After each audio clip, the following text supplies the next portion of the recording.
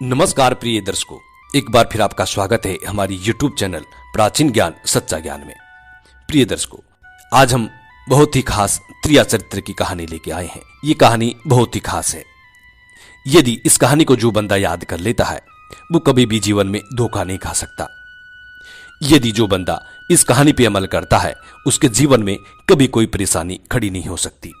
प्रिय दर्शकों, इस कहानी को सुनने के बाद आप अपने जीवन में अच्छे अच्छे बदलाव ला सकते हैं और आप कभी भी धोखा नहीं खाएंगे।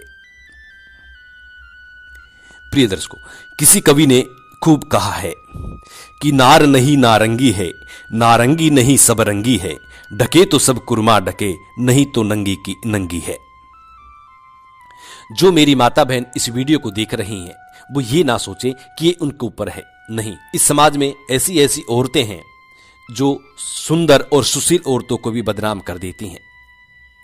ऐसी ऐसी त्रिया चरित्र औरतें हैं जो अच्छी महिलाओं को भी बदनाम कर देती हैं, जो गंदे काम करके और अपना जीवन तो बर्बाद करती हैं, साथ में समाज का भी नाम बदनाम कर देती हैं, साथ में अपने परिवार वालों का भी नाम बदनाम कर देती हैं। प्रिय दर्शकों, आज की कहानी बहुत महत्वपूर्ण है। इस कहानी को जरूर सुने और जरूर याद करें और इस पे हो सके तो अमल भी जरूर करें। यदि आप ऐसा करते हैं तो आपके जीवन में कभी कोई धोखा नहीं होगा। शुरू करते हैं प्रिय दर्शकों आज की ये प्यारी सी कहानी। इससे पहले जो लोग हमसे नए जुड़े हैं हमारे चैनल को जरूर सब्सक्राइब करें, बेल आइकन ऑन करना ना भूलें, अच्छे अच्छे कमेंट किया करें। प्रिय दर्शकों, एक समय की बात है।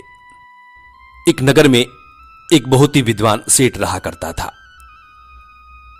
उस सेठ के एक पुत्र हुआ। उस पुत्र की उन्होंने शादी की। उस पुत्र के भी 2 बीबियां आ गई। सेठ के पुत्र के 2 घरवाली आ चुकी थी। प्रिय दर्शकों, सेठ का पुत्र रोज अपने गुरु के आश्रम में शिक्षा ग्रहण करने के लिए जाया करता था। रोज शिक्षा ग्रहण करने के लिए जाया करता था। रास्ते में जब वो गुरु आश्रम में जाता तो रास्ते में एक औरत उनको मिला करती। वो औरत रोज सेठ के बच्चे से पूछती, सेठ के लड़के से पूछा करती कि तुम रोज कहां जाते हो। लड़का बोलता कि मैं गुरु आश्रम जाता हूं शिक्षा ग्रहण करने के लिए। वो औरत रोज एक बात को कहती, क्या तुमने त्रिया चरित्र पढ़ा है? वो लड़का बोलता, नहीं, अभी तक मैंने त्रिया चरित्र नहीं पढ़ा है। तो औरत बोलती कि तुम्हें त्रिया चरित्र पढ़ना चाहिए। इतना कह के वो औरत चली जाती। दूसरे दिन फिर वो औरत मिलती। दूसरे दिन लड़का फिर जब गुरु आश्रम के लिए जाता, फिर वही औरत रास्ते में उस लड़के को मिलती और वो यही बात कहती कि तुम कहां जा रहे हो। लड़का बोलता कि मैं गुरु आश्रम जा रहा हूं शिक्षा ग्रहण करने के लिए। तो वो औरत बोलती, क्या तुमने त्रिया चरित्र पढ़ा है? लड़का बोलता, नहीं। तो तुम त्रिया चरित्र जरूर पढ़ना। इतना कह के औरत चली जाती और लड़का गुरु आश्रम चले जाता। प्रिय दर्शकों, इस बात को सुन सुन के उस लड़के के कान ही पक गए।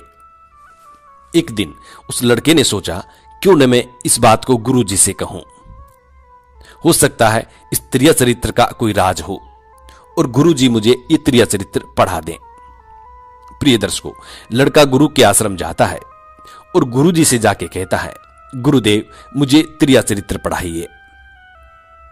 गुरु देखकर कहने लगा, हे बच्चा, अभी तुम बहुत छोटे हो, तुम्हें अभी त्रिया चरित्र की जरूरत नहीं है। लड़का बोला, नहीं गुरुदेव, मुझे त्रिया चरित्र पढ़ना ही है। गुरुदेव कहते हैं, यदि आप त्रिया चरित्र पढ़ोगे तो आप सह नहीं पाओगे, हो सकता है आपकी जान भी जोखिम में आ जाए।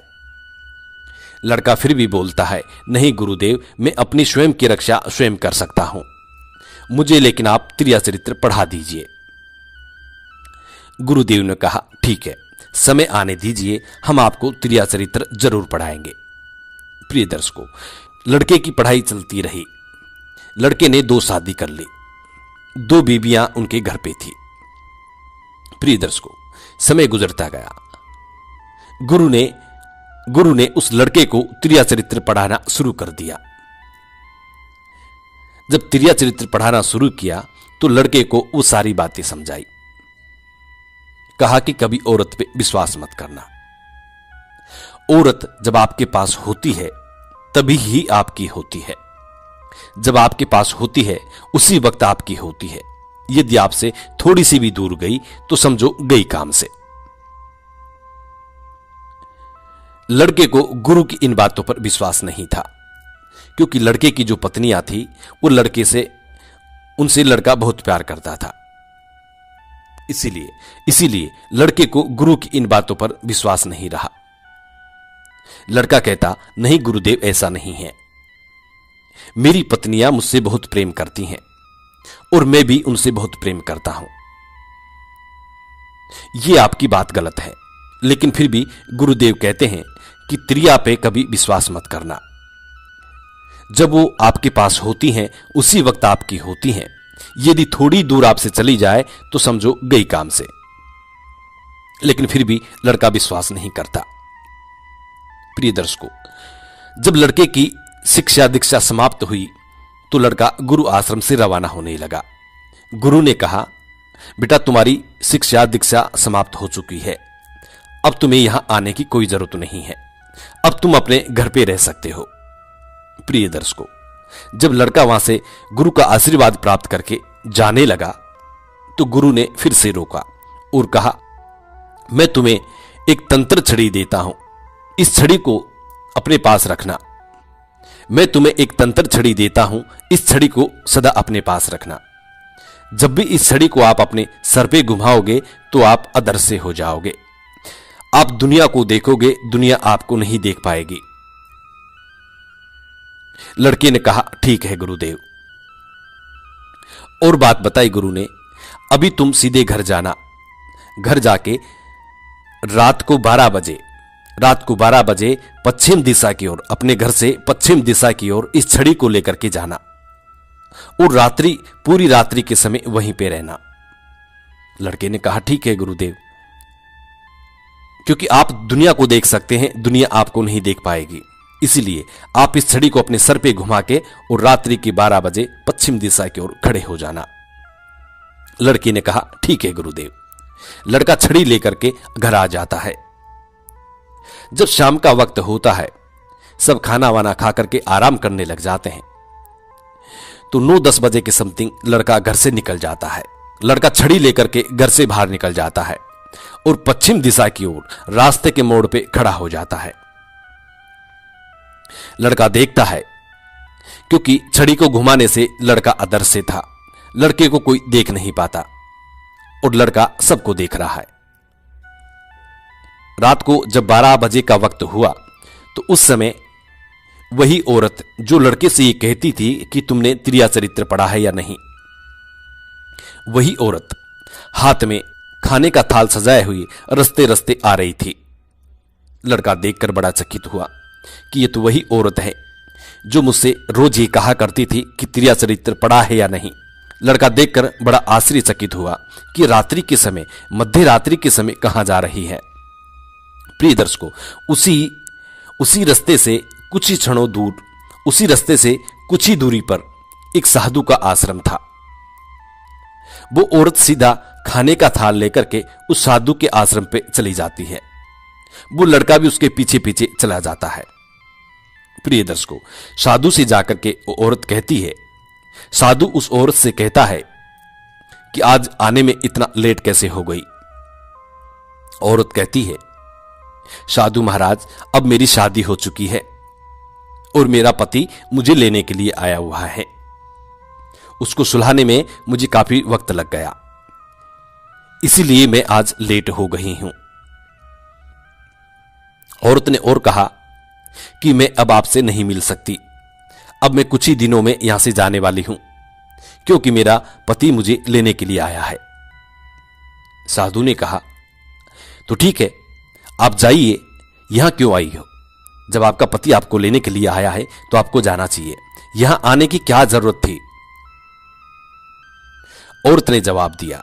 औरत साधु महाराज से कहने लगी कि मैं आपके बिगड़ नहीं जी सकती, मैं आपसे बेहद इंतहा प्रेम करती हूं।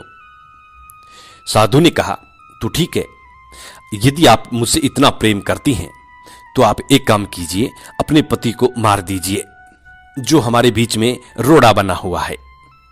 प्रिय दर्शकों, साधु ने एक चाकू निकालकर, एक छुरी निकालकर उस औरत के हाथ में थमा दी। ये सारी बातें वो लड़का अदृश्य रूप में देख रहा था। जब वो साधु उस औरत को छुरी दे देता है और कहता है, जाइए अपने पति का सर काट करके यहां लेके आइए, उसके बाद मैं आपको अपनाऊंगा। प्रिय दर्शकों, वो औरत सीधी चाकू लेकर के अपने घर चली जाती है, दौड़ी हुई चली जाती है और जहां उनका पति सोया हुआ था, जाते ही गर्दन दर से अलग कर देती है, पति की हत्या कर देती है। सर को पकड़ करके उस साधु के पास ले आती है। साधु से कहती है, ये लीजिए, मैंने अपने पति की हत्या कर दी है और ये उसकी गर्दन है। साधु देखकर बड़ा आश्चर्यचकित हुआ। साधु कहने लगा कि निकल जा मेरे आश्रम से। लात मार के साधु ने अपने आश्रम से बाहर कर दिया और कहने लगा, दोबारा अपनी ये गंदी सूरत मुझे मत दिखाना। जब तू अपने पति की नहीं हो सकती तो मेरी क्या होगी? निकल जा मेरे आश्रम से। औरत बड़ी मायूस और दुखी हो गई, मानो कि पांव तले जमीन खिसक गई, क्योंकि औरत का कहीं ठिकाना नहीं रहा। अपने हाथों से अपने पति की भी हत्या कर दी, उधर साधु ने भी ठुकरा दिया। औरत वापिस रोती हुई पति की गर्दन को लेकर के वापिस घर चली आई और पति के धड़ से उस गर्दन को वापिस जोड़ दिया और वहीं पे आराम करने लग गई, वहीं पे सो गई। सुबह प्रातःकाल उठ करके रुदन करने लगी, रोने लगी और कहने लगी, देखिए मेरे पति की रात में किसी ने हत्या कर दी, मेरे पति को किसने मार दिया। प्रिय दर्शकों, ये देखकर गांव वाले इकट्ठे हो गए और गांव वालों ने देखा कि गर्दन धड़ से अलग पड़ी हुई है। औरत जोर जोर से चिल्लाती, जोर जोर से दहाड़े मार करके रोती। सारे गांव वाले इकट्ठे हो गए, मुर्दे की अर्थी तैयार करी और मुर्दे को जलाने के लिए शमशान ले जाने की तैयारी हो गई। ये सारी बातें वो लड़का देख रहा था। वो औरत जोर जोर से स्वांग करती, ढोंग करती और जोर जोर से चिल्लाती। वो औरत गांव वालों से कहती कि मुझे अपने पति के साथ सती होना है, मेरा अस्तित्व ही खत्म हो गया, तो मुझे इस संसार में जीने का कोई हक नहीं है। ये सारी घटना वो लड़का देख रहा था। प्रिय दर्शकों, सारे गांव वाले भी उस औरत की बात पे राजी हो गए और कहने लगे, ठीक है, यदि आपकी यही इच्छा है, आप अपने पति के साथ सती होना चाहती हैं, तो आप हो जाइए। ये सारी घटना वो लड़का देख रहा था। प्रिय दर्शकों, वो लड़का कहता है, वारे त्रिया चरित्र मार पति अब होरी सती, वारे त्रिया चरित्र मार पति अब होरी सती। ये बात वो औरत सुन लेती है। और लोग तो नहीं सुन पाते, मगर वो औरत सुन लेती है। वो औरत उस लड़के से कहती है, देखिए भाई, मेरा तो संसार उजड़ गया है, लेकिन मैं तो अभी मेरे पति के साथ सती हो जाऊंगी, लेकिन ये बात आप किसी को मत बताना। औरत समझ जाती है कि ये मेरे बारे में कह रहा है, तो औरत इस बात को उस लड़के से कहती है और कहती है, एक बात मैं आपको जाती जाती एक बात और आपको बता दूं कि भविष्य में जब भी आप नीचे बैठो, जब भी आप चटाई पे बैठो, तो चटाई को हमेशा फटकार के बैठना। बोले ठीक है। लड़का बोला ठीक है। औरत अपने पति के साथ सती हो जाती है। दूसरे दिन लड़का वही रास्ते पे जाके खड़ा हो जाता है, जादू छड़ी ले जा करके, और उसी रास्ते पे खड़ा हो जाता है। तो लड़का देखता है उनकी दोनों पत्नियां वही खाने की थाली सजाए हुए उसी साधु के आश्रम की तरफ जा रही हैं। लड़का देखकर बड़ा आश्चर्यचकित हुआ और सोचने लगा, ये दोनों मेरी पत्नियां कहां जा रही हैं। लड़का उनका पीछा करता हुआ उस साधु के आश्रम तक पहुंच जाता है। प्रिय दर्शकों, जब साधु के आश्रम पे पहुंच जाता है, साधु भी तंत्र मंत्र क्रियाओं में संपूर्ण था, तो साधु उस लड़के को पहचान लेता है। साधु देखता है कि इन औरतों का पति ये लड़का है, तो साधु उस लड़के को एक कमरे में बंद करवा देते हैं। औरतों को अपने पास खड़ा कर लेता है और उस लड़के को एक कमरे में बंद करवा देता है। उस कमरे में एक चटाई बची हुई थी। लड़का देखता है कि आज की रात मुझे यहीं गुजारनी है, इसी चटाई पे सोना होगा। जैसे ही वो चटाई पे बैठने लगा, उसे उस औरत की वो बात याद आ गई कि जब भी चटाई पे बैठना हो तो फटकार के बैठना। प्रिय दर्शकों, जैसे उस लड़के ने उस चटाई का कोना पकड़ कर उठाया तो नीचे देखा कि कुआं था। उस चटाई के नीचे कुआं बना हुआ था। लड़के ने सोचा कि इस औरत की बात तो बिल्कुल सत्य है। यदि मैं इस चटाई पे बिगर फटकारे बैठता तो इस कुएं के अंदर में गिर जाता।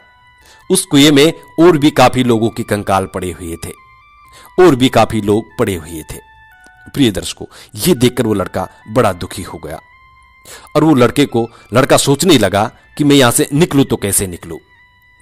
तभी उस लड़के को एक छोटी सी उस कमरे में एक छोटा सा जालदान दिखाई दिया। उस जालदान से निकल करके वो लड़का भाग जाता है। साधु देखता है कि लड़का भाग चुका है।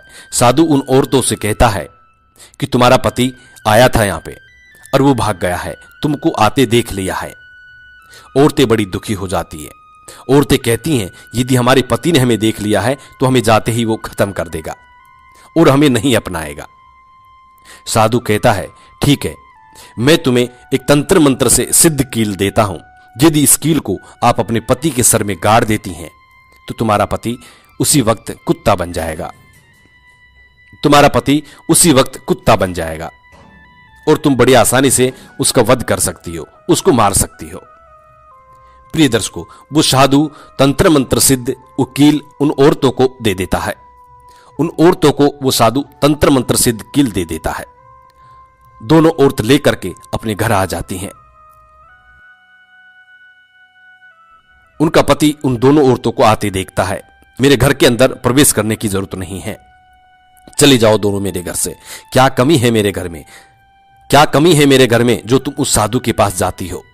प्रिय दर्शकों, दोनों औरतें कहती हैं पतिदेव, उस साधु ने हमारे ऊपर कोई मोहिनी प्रयोग करके हमें वहां बुला लिया था। वो लड़का उन औरतों की बात पे विश्वास कर लेता है।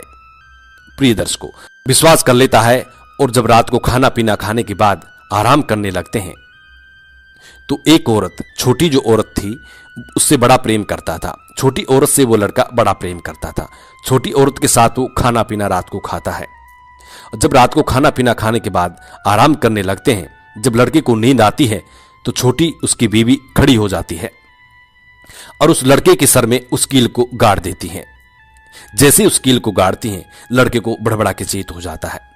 लड़का तुरंत लेकिन कुत्ता बन जाता है। लड़का बड़बड़ा करके खड़ा हो जाता है, लेकिन हिम्मत नहीं हारता, लेकिन वो कुत्ता बन जाता है। कुत्ता बन करके वहां से निकल जाता है। किसी भी तरीके से वो निकल जाता है। वहां से दौड़ता हुआ सीधा अपने गुरु आश्रम में पहुंचता है और गुरु से कहता है, गुरुदेव मेरे प्राण बचा लीजिए। गुरुदेव कहता है कि मैंने कहा था ना कि त्रिया चरित्र तुम्हारी जान का भी जोखिम बन सकता है। गुरुदेव कहता है ठीक है पुत्र, यदि तुम समय रहते मेरे पास आ गए हो तो अब तुम्हें कुछ नहीं होगा। प्रिय दर्शकों, गुरुदेव उस लड़के की जान को बचा लेते हैं। प्रिय दर्शकों, ऐसा होता है त्रिया चरित्र। प्रिय दर्शकों, गुरुदेव उस लड़के को वापस जीवन दान देते हैं और वापस उसको वही स्वरूप देते हैं और उसको बड़ा सिद्ध साधक बना देते हैं। उन औरतों को फांसी पे लटका दिया जाता है। प्रिय दर्शकों, आज की कहानी यहीं समाप्त होती है। इस कहानी का एक अर्थ समझ में आता है कि आप कभी भी किसी भी औरत पे विश्वास मत करो। यदि आप अपने से ज्यादा किसी औरत पे विश्वास करते हैं तो वो आपको जरूर धोखा देगी, और धोखा जो देती है अपनी ही देती है, जिस पे हम बहुत ज्यादा विश्वास करते हैं। तो किसी ने ये बिल्कुल सही कहा है, जब औरत आपके पास होती है तभी आपकी होती है।